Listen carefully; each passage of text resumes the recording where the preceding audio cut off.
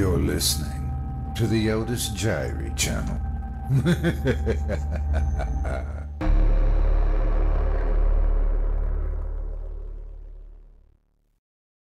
Part 5. Going back to the hospital to treat Joe the next day was, as you might expect, a fairly tense experience. Now that I was beginning to suspect that I was going to have to end up openly defying the chief of medicine herself, much of what had been routine suddenly began to take on a sinister character. For every bottle of medication that I logged for my patients, I found myself wondering if those prescriptions could be used against me. As a result, I got far more stingy with pills, to the point where I'm pretty sure my supervisor purposefully assigned me the job of doing clinic work on the junkies who'd periodically come in faking an illness to get their fix. Satisfying though it usually was to watch a meth addict's face fall when their paper-thin list of symptoms was exposed to me, this instead made the situation worse. I mean, what if Dr. G decided to bribe one of those junkies to sue me? Either way, I felt like I was trapped in a lose-lose situation. And then there were the small matter of the orderlies. Mind you, while I was used to seeing orderlies everywhere, and before would have thought nothing of it, my suspicions had made me hyper-vigilant. As a result, I noticed every single person around me. Not only that, but I noticed patterns in which of them were there at any given time. Once I started looking for these, it became excruciatingly obvious that I was being followed by two orderlies in particular. And these were the biggest, most hulking brutes on the ward. One, Marvin, was a bald-headed, pale behemoth who must have been at least 6'5", and whose hospital uniform couldn't quite disguise his fully tattooed arms. The other, Hank, was a dreadlocked black leviathan who was almost as vast as Marvin was tall and looked like he could spat twice his weight without breaking a sweat. They would have been noticeable even to an unobservant person, but to me, their constant lurking presence practically screamed with malevolence. And not that they obviously followed me. No, they at least had enough wits to seem to be working on something else whenever I tried to catch them observing my movements, whether it was checking a patient's vitals or carrying mountains of new supplies into the closets. All the same, it was obviously too coincidental that at least one of them should be around me all the time, and their presence was just one among many that I grew increasingly paranoid over the coming weeks. It didn't help that the longer I spent treating Joe, the more convinced I became that he'd been right. I saw him at least once a day for an hour, and over that time, his apparent sanity never wavered for a moment. In other words, even if his doctors had thought he was a terrifying medical mystery at one point, it was obvious to me now that he was being kept at the hospital purely because he brought in money from his wealthy but uncaring parents. At first, some small part of me entertained the hope that this last bit might not be true, and that Joe's parents might simply be unaware that their son was being kept for no reason other than to bleed money from them. However, when I broached this subject to Joe, he only barked a harsh laugh and told me not to be an idiot. When I pressed him on the subject, he grew visibly angry. If my parents give a shit about me, why haven't they visited me? He asked, his voice quivering with a combination of grief and rage. I put up my hands to soothe him. Everyone's encouraged to stay away from you, Joe, even the doctors. It's not a stretch to think they might believe the same things we're told. It's not like I'm asking them to waltz in and give me a knitted sweater every Christmas, he spat back. But who said they couldn't at least come in and look through the window in my door once in 20 fucking years? Or check to see who's treating me? None of the doctors I've had in this hellhole have ever mentioned them coming to ask about me. Hell, Even when I've asked people directly, they've all said no one comes looking for me. Face it, Doc, they left me here to rot. They don't care who I am, so long as it's not with them. I think you might be being a bit harsh, I said, then instantly regretted it when I met his eyes. They felt like they were searing through me. A bit harsh, he croaked softly, though there was poison in every syllable. A bit harsh. Do yourself a favor, Doc, and don't talk about what you don't know.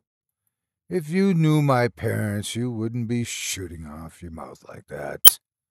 What makes you think— What makes me think they're heartless shitheels? He snarled. Let me tell you a story, Doc. You'll want to sit down. It's not pleasant.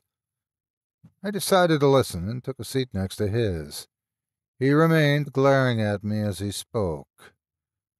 When I was 5, just a year before they decided to get rid of me, I met a stray cat out in the woods on my family's estate, he said. But she wasn't like just any stray cat. She was friendly and tame and would let me pet her and even hold her. I called her Fiberwood Flower, or Fiber for short, because my dad had made his fortune in textiles, so I used to hear him use the word fiberwood. And she was pretty, so calling her a flower seemed appropriate. I was a kid, so just mixing words together seemed fine. Well, eventually she stopped hiding in the woods and started coming onto the family's estate to visit me. I'd leave out scraps from my food that I didn't eat for her, and we got sort of close, that is, until my parents found out. His fist clenched. My mother was violently allergic to cats, he said, and as soon as my dad found out I'd been sneaking one onto the estate, he was furious. I tried to tell them I'd be good and wouldn't let her upset Mother, and that she was a nice cat and my friend, but my dad didn't listen.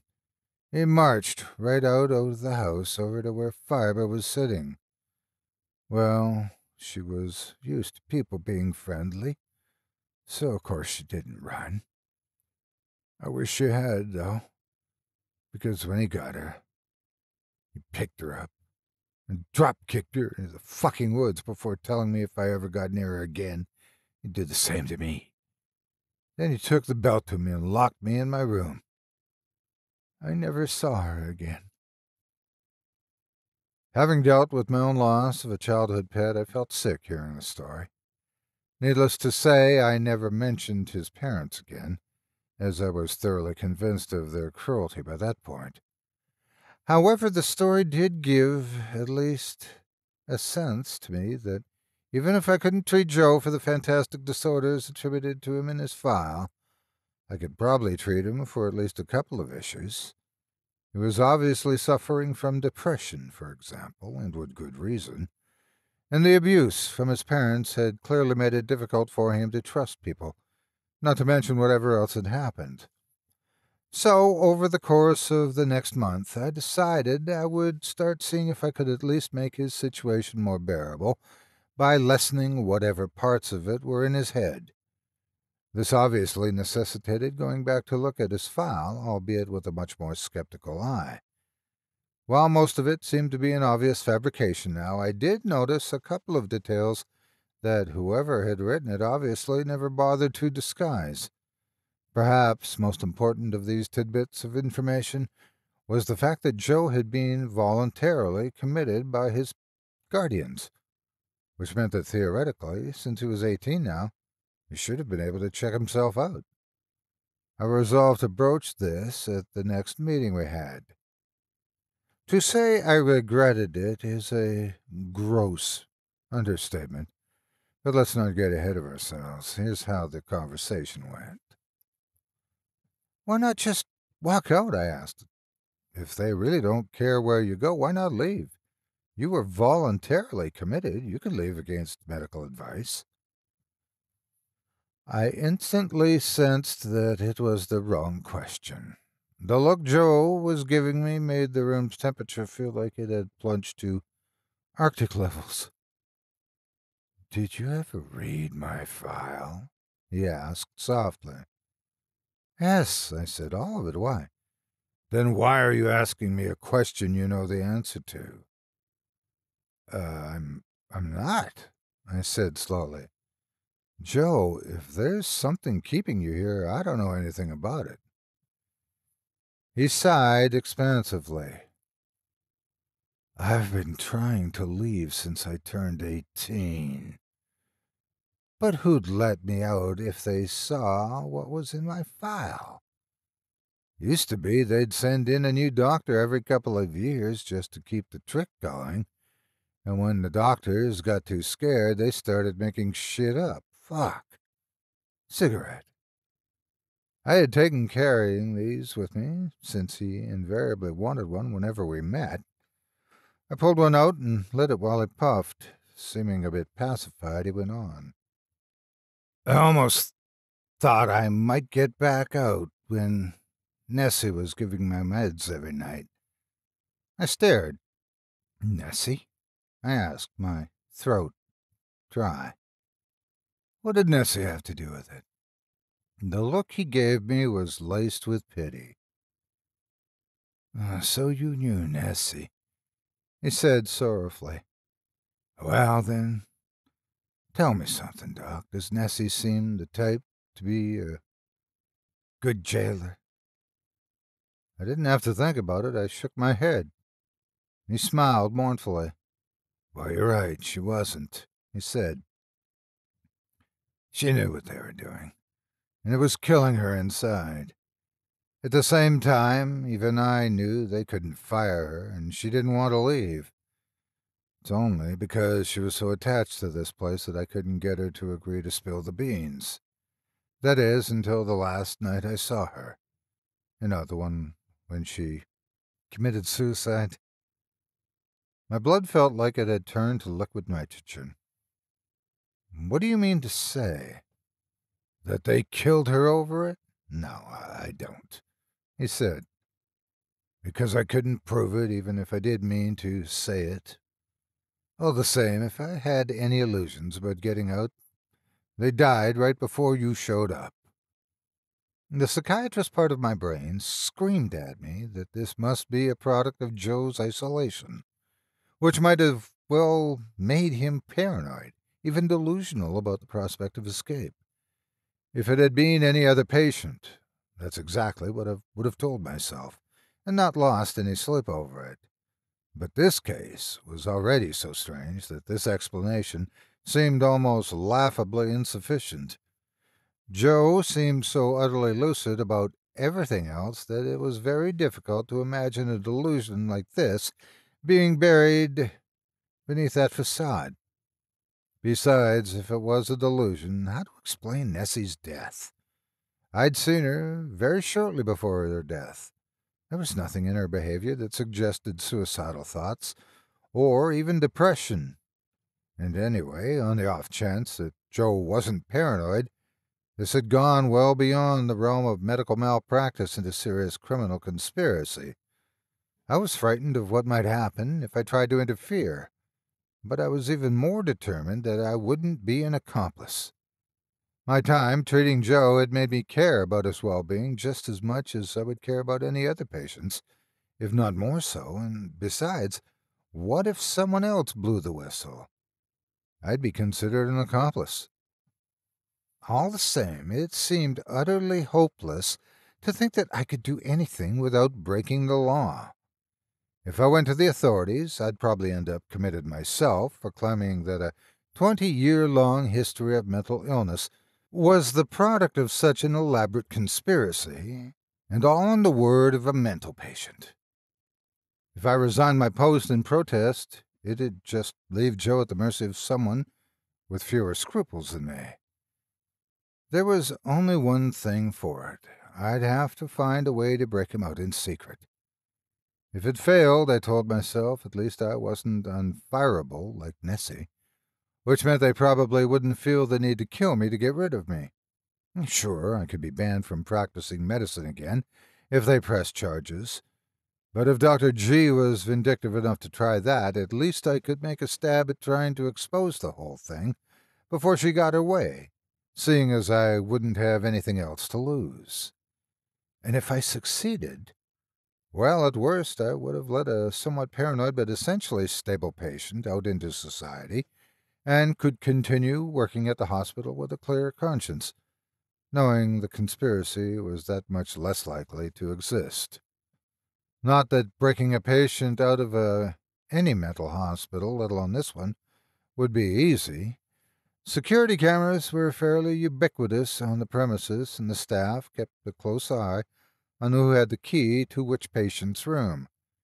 If I wanted to do this, I'd have to look in it like an accident had got Joe loose. Nevertheless, I was smart and resourceful, and soon worked out a plan. Since the hospital would need to be operating with a skeleton crew for my plan to work, I decided to take a few extra night shifts in the weeks before I did anything, just so I'd be able to get a sense of who was around during the hospital's off hours, and most importantly, so they wouldn't think anything of seeing me around during those off hours. My fiancée complained of my absence at first, but when I explained that it was vital to the treatment of one of my patients, she seemed to understand, well, at least for the time being.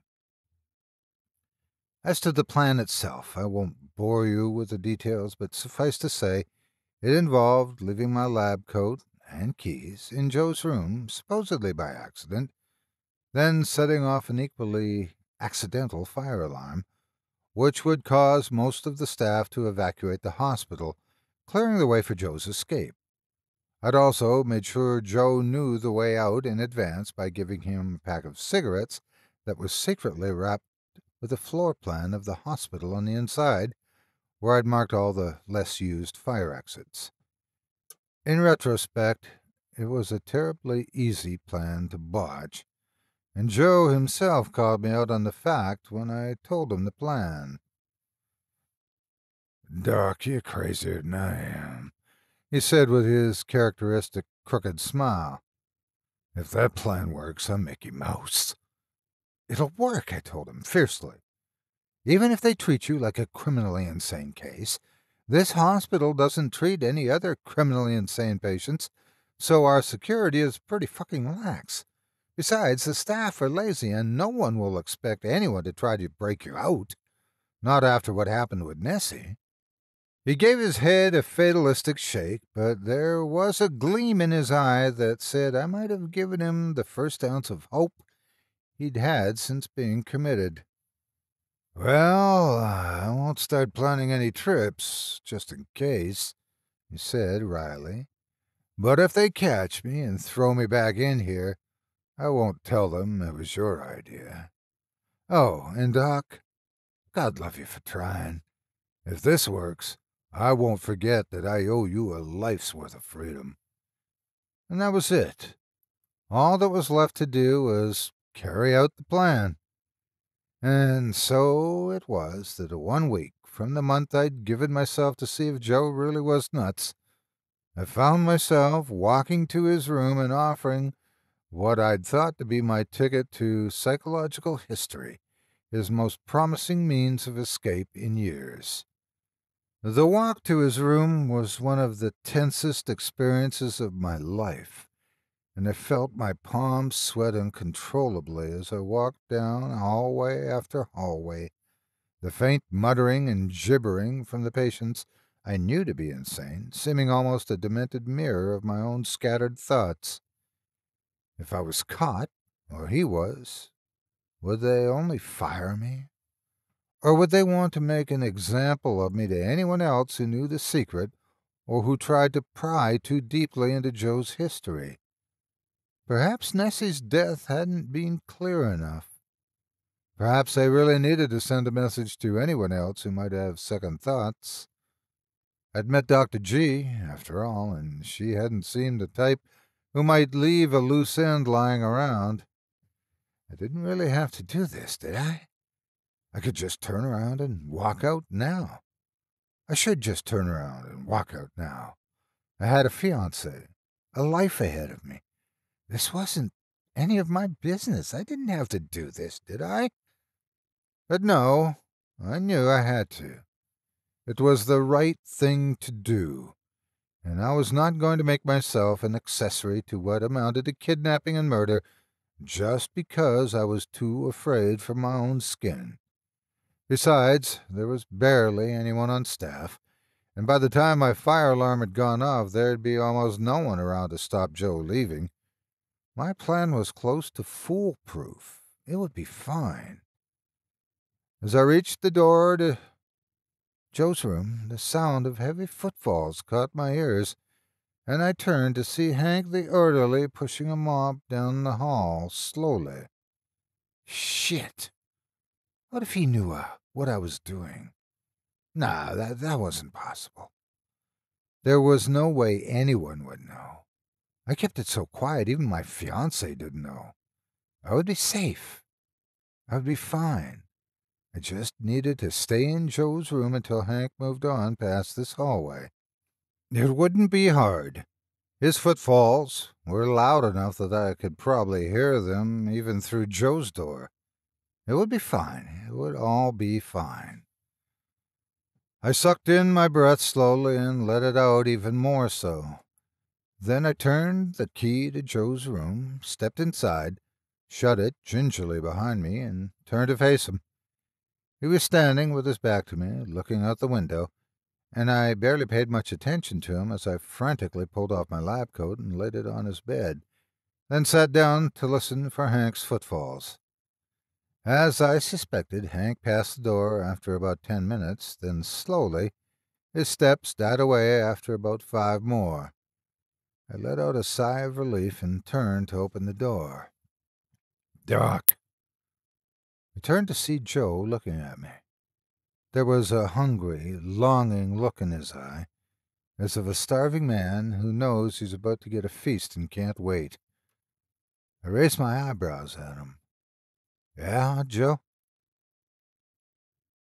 Thanks, Joe said, his voice a husky whisper. This is exactly what I need. His phrasing was a bit odd, but I didn't think much of it. I smiled quickly at him. You're welcome. And with that, I opened the door and stepped out into the hall. I was about to turn and shut it again, when suddenly a pair of hands like baseball mitts clamped around my shoulders. Ain't you forgetting something, Parker? Boomed Hank's basso voice from just beside the door. I went still as a statue, my mind racing. Hank chuckled in my ear. For such a smart kid, you sure can't hear so good if you think a man walking soft and walking away are the same thing. He'd been hiding beside the door the whole time. But why? Did that mean? Now I'm going to send someone to get your lab coat out of that room, but you and me, we're going to go talk to Dr. G, and you're going to tell her all about what you was planning to do with that motherfucker in there tonight, he boomed. At those words, all of a sudden, movement seemed possible again, and I began to struggle against his grip, even though it was like trying to bend iron bars. Then a thought struck me. Hank might not have been one of the orderlies assigned to Joe. He might not know what was going on after all. Let me go, I hissed. I don't know what she told you, but you don't understand, Hank. She's keeping a sane man in there, and he brings in so much money to this hospital that no one cares if he's sane. She might have killed Nessie to keep it secret. Hank, let me go and talk to him, and you'll see. I swear you'll see. She said you'd say something like that, Hank said placidly, still holding me as if I were a particularly belligerent ragdoll. I ain't buying it, Parker, no offense to you. I was about to cry with frustration and nerves at this point, but before a single tear could drop down my cheek, I heard something that suddenly wiped all thought of my rescue mission from my mind. Rather, it made me wonder if I myself had suffered a psychotic break. From inside Joe's cell, someone was laughing. But it wasn't Joe. It couldn't have been. It didn't sound human at all. Instead, what came from that cell was a sepulchral, moist, hacking chuckle that sounded like it came from a rotting throat. It was a voice I'd heard before. The voice I'd heard from the river as it dragged Marty under in my dreams. I had gone limp from shock, but Hank didn't react at all. It seemed like he hadn't even heard it, though I didn't have the presence of mind to ask. All I could do was stare at Joe's door as Hank started to pull me away, that hoarse sound of nightmare echoing in the hall and in my brain.